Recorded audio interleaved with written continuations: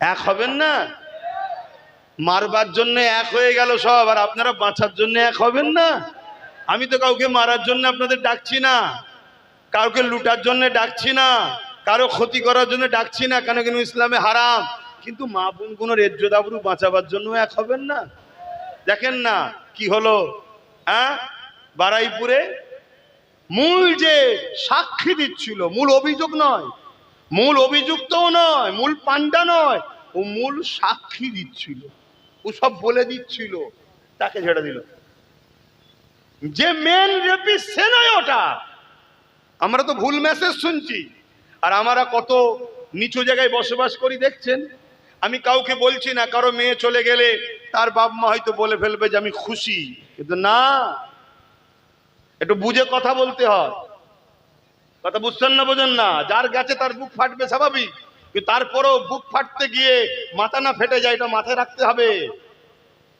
বুক ফাটছে জানি, কিন্তু মাথায় রাখতে হবে যে আমি কি বলছি। খুশি বলে ফেললে হবে না। কথা বুঝে আসছে? কেন মূল যে আসামি সে কিন্তু এখনো ধরা, তাহলে বুঝতে পারলেন কেন মূল যে সাক্ষী সে গায়েব, তাকে ছেড়ে দিয়েছে। অনেক কিছু ব্যাপার আছে বাপ, আর কি বলবো, এইসব কথাকে বলেছি, শুধু আপনারা শোনেননি, এলাকায় আসা হয়নি, সোশ্যাল মিডিয়ায় শুনেছেন, ডাইরেক্ট শোনেননি, তাই বললাম। বিশেষ করে আমার মা বোনগুলো তো দেখতেই পাইনি, তবুও তো আপনারা একটু দূরে দূরে যান, তারা তো পারেই না, তাই একটুখানি আবার বললাম। না একই কথা কতবার বলবো, তো যা, কার কথা নয় তওবা করেন। বিসমিল্লাহির রহমানির রহিম। একটা কথা মনে পড়েছে, একটু দাঁড়িয়ে দাঁড়িয়ে বলে দিই। আল্লাহ নবী একটা চিঠি পাঠালেন সাহাবা হুজুরদের হাতে, পারস্যের সম্রাটের হাতে। পারস্য হলো এমন একটা দেশ, এত বড় এলাকালি তারা ছিল, তাদের সূর্য ডুবতো না। পৃথিবীর একটা সময় আমেরিকার মতো দাদা ছিল। সে পারস্যর এত লোক উঠছে, ভেঙে যাবে না তো? তোমরা এখানে উঠে কি করছো? কমিটির ছেলে আর মোবাইল করছো, সরো। তোমরা তো খেদমত করবে, স্বভাব এমনি পাওয়া যাবে না। আর যদিও দাঁড়াও, মোবাইল করছো কেন? শুনছেন ভাই, মেহমান এলে বাড়িওয়ালা যদি সেজে গুজে বাবু হয়ে বসে থাকে, প্লেট নিয়ে মানায়, তোদের বাড়িতে এসেছে সব মেহমান, তোরা এখন বাবু হয়ে বসে থাকলে হবে? তোদের খেদমত করতে হবে। তো পারস্য সম্রাট, ওরে বাবা অনেক সময় চলে যাচ্ছে, সে কি করেছে, চিঠিটাকে খুব ভালো করে শোনেন, পড়ে নিয়ে টুকরো টুকরো করে ছিঁড়ে ফেলেছে। চিঠিতে কি ছিল? আল্লাহ নবীর পক্ষ থেকে মেসেজ, এ পারস্য সম্রাট, তুমি তোমার প্রজাদের ওপরে জুলুম বন্ধ করো। কথাটা ভালো না খারাপ? নারীদের ওপরে অত্যাচার করো না, তোমার যারা অধীনস্থ প্রজা আছে তাদের ওপরে জুলুম বন্ধ করো। রাজ ক্ষমতা নিয়ে মানুষের ওপরে জুলুম করছো, এটা অন্যায়, বন্ধ করো। এটা আমার রাসূলুল্লাহ দিয়েছে। ক্ষমতা রয়েছে, ক্ষমতাটা পাওয়ার থাকে না, অহংকার থাকে না, থাকে না? হ্যাঁ, থাকে তো নাকি? যেমন বিগত সরকার ক্ষমতার জোরে বলতে বলতে বলতে বলতে এমনও বলে ফেলছে কোরআন মিটে যাবে, ঠিক না? আর আজকের সরকার ক্ষমতার জোরে বলতে বলতে বলতে বলতে বলছে দুর্বল সরকার মনে করুনি। আরে এমন কিছু নয় রে বাবা, একটা ফুসকুরি হবে, সারাবার ক্ষমতা নাই, তো বেশি লাফালাফি করো না। মালিক দিয়েছে, ভালোভাবে থাকো, মানুষের সঙ্গে ইনসাফ করো, নাই প্রতিষ্ঠিত করো, কলকারখানা করো। কথা বুঝে আসছে? বিগত বছর থেকে কংগ্রেস, বাম, টিএমসি সবাই মিলে আমাদেরকে শুনিয়েছে বিজেপি আমাদের দুশ্মন, দিত নাকি? তুমি প্রমাণ দাও মুসলমানদের দুশ্মন আমি নয়, তাহলে এরা মিথ্যা প্রমাণ হয়ে যাবে। তা না করে তুমি যদি সেই কাজ করতে যাও, তাহলে ওরা সত্য হয়ে যাবে। তো সুযোগ যখন পেয়েছো প্রমাণ করো। তা না করে তুমি মুসলমানদের মসজিদ টসজিদ, একই জিনিস হয়ে গেল, ওরা যা বলেছে ঠিকই বলেছে তাহলে মনে হবে। তো তাহলে এরকম বোকার মধ্যে কাজ করলে হবে? ভালোভাবে কাজ করতে হবে।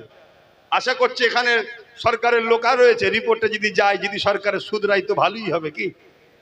আর না শুধরালে আর একবার লাগতে হবে। কিন্তু কাকে নিয়ে লাগবো সেটাই তো বুঝতে পারছি না। কেন এরাই তো বলছে আন্দোলনের রাস্তায় নেবনি, কি আমার মসজিদ চলে যাবে, এই বলছে যেও না, তাহলে কিছু তো একটা ব্যাপার আছে, যা কত ডিপে যাচ্ছে না।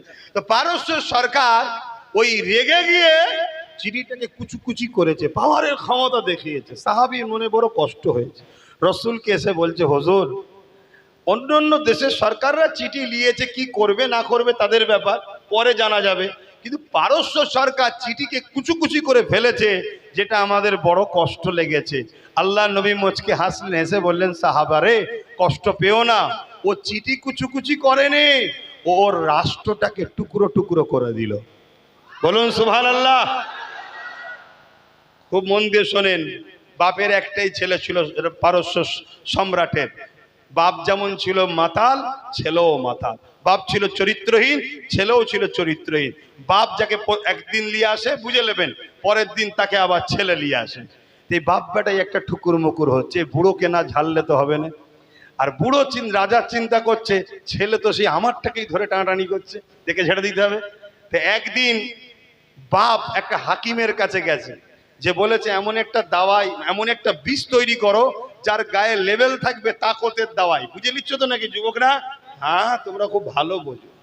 তা দাখদের দাওয়াই লেখা যেন থাকে, কিন্তু ভেতরে বিষ আছে। নিয়ে এসছে কেন?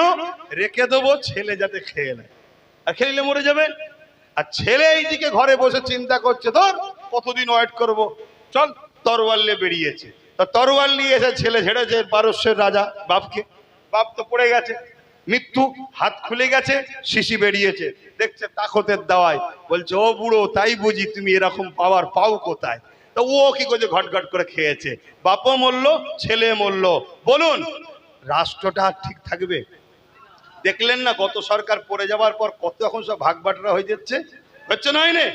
পারস্য সম্রাট পুরো টুকরো টুকরো হয়ে গেল। এক জায়গা সেনাপতি, এক জায়গা প্রধান সৈন্য, এক জায়গা যে যেখানে পেরেছে দখল করে নিয়েছে, পুরো টুকরো টুকরো হয়ে গেল। আমি যেটা বুঝাতে চাইছি, ইনশাল্লাহ নবীর চিঠি টুকরো টুকরো করাতে যদি পারস্য সরকার, পারস্য সম্রাটের রাজত্ব টুকরো টুকরো হয়ে যায়, আমরা যারা নবীর গোলাম, নবীর পক্ষে, নবীর ওয়ারিস আলেমরা ন্যায়ের পক্ষে কথা বলছি, আমাদেরকে যদি শাসক অত্যাচার করে মনে করে, তারা নিরাপদে থাকবে। আর একটা চিঠি টুকরো টুকরো করে সাম্রাজ্য টুকরো টুকরো হয়েছে, আমাদেরকে আঘাত যারা দেবে তারাও নিস্তে নাবুদ হয়ে যাবে। কথা বুঝে আসছে? আমরা জীবন দিয়ে প্রমাণ করেছি, জীবন দিয়ে ইতিহাস তৈরি করেছি, কখনো অন্যায়ের সঙ্গে আপোষ করিনি। অতএব তোমার কাজ তুমি করো, আমার কোনো আপত্তি নাই। তুমি কাকে খেতে দিচ্ছ না দিচ্ছ জনগণ বুঝে নেবে, কিন্তু পাওয়ারের জোরে আমার ধর্মকে টার্গেট করবে না। ধর্ম টার্গেট করেছিল বলেই কিন্তু আমি রাস্তায় নেমেছিলাম। আজকে 5টা বছর যাবার পরে পরের টার্মসেই কিন্তু খোদার গজবে শেষ হয়ে গেছে। কথা বুঝে আসছে? তাই বলে গেলাম এই কথাটা। আসো, ইয়া নবী সালাম, ইয়া রাসূল সালাম, ইয়া হাবিব সালাম, সালাওয়াতুল্লাহ। বসেন, জলদি করে বসেন, জলদি করে বসেন। আর একটা কথা আছে, জলদি করে বসেন। কত কথা বলবো বলেন না? হ্যাঁ, সব মনে পড়ছে একটা করে, আর সময় চলে গেছে। এই শুনছেন? আমার নম্বরটাকে প্রথম লিখে নেন, আমার নম্বরটা লিখে নেন। আরেকটা কথা বলছি, যারা অন্য দিকে ছিল আমাদেরই ভাই, তাই তো নাকি? জুলুম টুলুম করে না, ভালো লাগতো ছিল বা চাপে পড়ে ছিল বা 200-500 পেলে এটা ওটা কাজ করে দিত, এই জন্য ছিল। তাদের সবাইকে যদি আসে পিছনে নিয়ে নাও। শুনছো তো নাকি? পিছনে নিয়ে নাও, কিন্তু যেগুলো একদম দাগি, শুনছেন তো নাকি? একদম দাগি, এতিমের, গরিবের, বিধবার জুলুম অত্যাচার করেছে, শুনছো? এই দাগি গুণকে কখনো মাফ করা যাবে? জোরে বলো। হ্যাঁ, সে যদি যার উপরে ক্ষতি করেছে তার কাছে ক্ষমা চেয়ে মাফ চেয়ে নেয়, যদি সে মাফ করে দেয় আল্লাহ মাফ করে দেবে, আমাদের বলার কিছু নাই। কিন্তু যেই আসবে এসেই যেন এক কাঁদি চেয়েও না। শুনছেন তো নাকি? 1 বছর 2 বছর থাকো, তারপরে আবার সামনে আসবে খুনি। এসেই যদি বলো আমি সামনে যাব, তাহলে তো বাপ তোমার মুখ দেখলেই অনেকে পালিয়ে যাবে, কেন মুখটাই দাগ আছে তো, ঠিক তো নাকি? আর ইমাম আলেমদেরকে আবার বলে যাচ্ছি, খারাপ নেবেন না, ভালোবাসি, আপনারা সম্মানের জিনিস। হযরত ওমর ফারুক আমাদের মডেল, কোন দুনিয়ার কেউ মডেল নয়। তিনি কি করেছে দেখুন। কেন আপনারা পারবেন না? আসুন, আগিয়ে আসুন, কথা বলুন। আমি আপনাদের ছোট ভাইয়ের মতো, পীর ভাই বলেন, যাই বলেন, আসুন কিছু কথা বলি, এক জায়গায় বসি, অনেক আলোচনা আছে, আমাদেরও কিছু জিম্মা রয়েছে, আল্লাহ ধরবে কিয়ামতের দিনে। আসেন, একা একা পারবেন না, আমি একা একা পারবো না, সবাই মিলে এক জায়গায় হলে অনেক কিছু হয়, কথা বললেন? হ্যাঁ, 30,000, 40,000, 50,000 ইমাম আমরা আল্লাহ কারে, রাতারাতি যদি এক জায়গায় হয়ে যায়, বুঝতে পারছেন না, কবে বুঝবেন? ভাবুন, কিন্তু কি কথা বলবো, সব চেয়ে বসে আছে, দেখছেন তো?